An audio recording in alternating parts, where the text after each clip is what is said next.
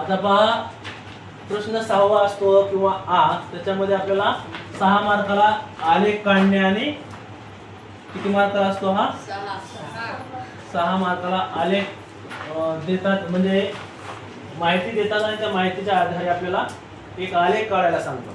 माहितीवर प्रश्न विचारले असतात. किती 1 2 3 किती प्रश्न विचारतात आणि त्याच्यावरती 3 मार्काला 3 प्रश्न आणि आलेख काढायला सांगितलेला असतो. मग तो रेषा आलेख असेल किंवा बहुरेष आलेख असेल. आपण अगोदरच्या व्हिडिओमध्ये बहुरेष आलेख कशा पद्धतीने काढायचा ते पाहिलेले. आता आज आपण काय करणार आहोत रेषा आलेख. लक्षात अगोदर आपण दिलेल्या प्रश्नांची उत्तरे बघूयात. म्हणजे 3 मार्काला क्वेश्चन असतो. 9वी 10वी ला दोन्ही वर्गासाठी असतो. तर त्याच्यामध्ये आपण बघूयात प्रश्न पहिला काय आहे 2008 साली. आता बघा 2008 म्हणजे किती 3700 दशलक्ष डॉलर.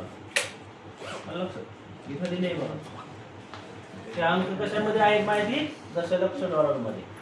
लक्षात याच्यानंतर भारताची सर्वाधिक निर्यात कोणत्या वर्षी होती 2008.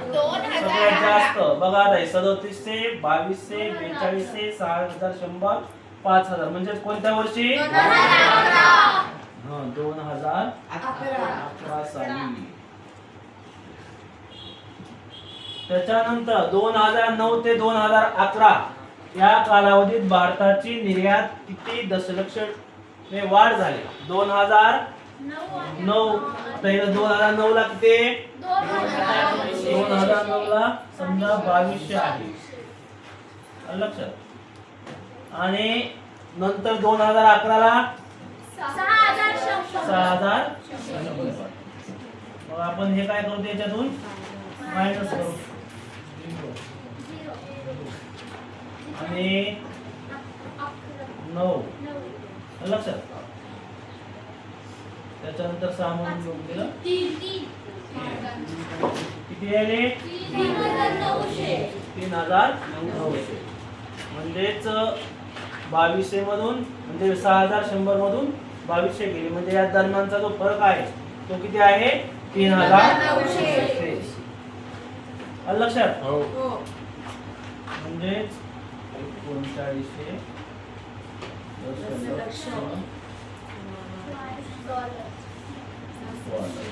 ओके या प्रमाणात आहे 2009 ते 2011.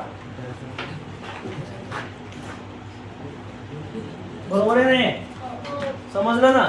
म्हणजे 2008 साली भारताची निर्यात किती होती तर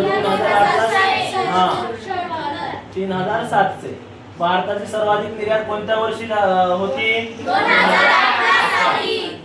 आणि त्याच्यानंतर 2009 ते 2011 या कालावधीत भारताची निर्यात किती दशलक्ष ने वाढ झाली तर 3900 दशलक्ष ने वाढ. ओके याच्यानंतर आता आपल्याला एक 3 मार्काचे क्वेश्चन झाले.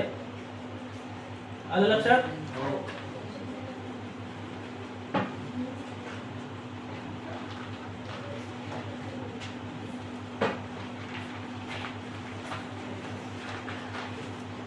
आता काय करायचं सांगितले आपल्याला रेषा आलेख. बहुरेष आलेख नाही. बहुरेष आलेख म्हटलं तर 2 माहिती इथं दिलेली असते भारत ब्राझील वगैरे त्याच्या आधारे आपल्याला काढायचे. आता आपल्याला रेषा आलेख काढायचं. अगोदर आपण स्ट्रेट y अक्ष काढून घेऊ. याच्यानंतर x अक्ष काढून घेऊ. ओके इकडं y अक्ष इथं 0. लक्षात. मग आता इथं खाली जे दिलेले आहे तुम्हाला इथं ऑलरेडी आलेख दिलेला असतो. इथं आलेख दिलेला नाही आपण बोर्डवर काढायला पण तशाच स्वरूपाचा काढणार. आता इकडे जे आहे ते आपल्याला खाली काय लिहायचं असतंय वर्ष. लक्षात. मग वर्ष किती आहे 2008 पासून 2008 2009, 2010, 2010, 2011, 2012. ओके. आता याच्यानंतर जे निर्यात आहे हे आपल्याला खालचा आकडा बघायचा 2200. ओके. आणि जास्तीत जास्त 6100. म्हणजे आपण हे हजारच्या पटीत घ्यायचे. 1000, 2000, 3000, 4000, 5000, 6000 आणि 7,000. ओके. हे काय आहे? नागरीकरणाचा कल.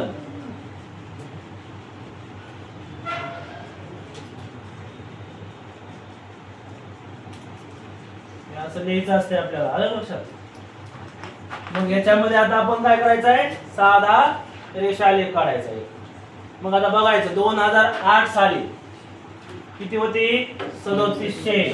आलं लक्षात? म्हणजे 3700. आता 3700 म्हणजे ऍव्हरेज मध्ये 2008 साली इथे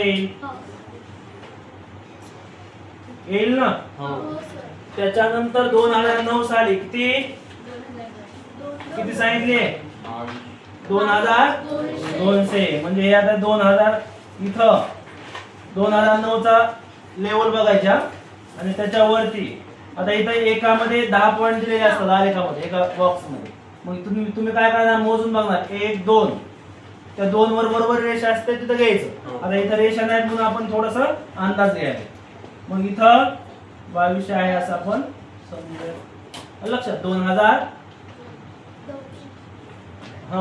2009 ला 2010 ला 42 आहे. म्हणजे आता हे 2010. आता याच्यापेक्षा वरती इथे येईल ना? 2010 साली किती आहे? 4200. 2011 ला 2011 ला हायस्ट गेलेलं आहे 6100. इथे येईल का? 6100. ओके. त्याच्यानंतर 2012 5000 म्हणजे इथे येईल.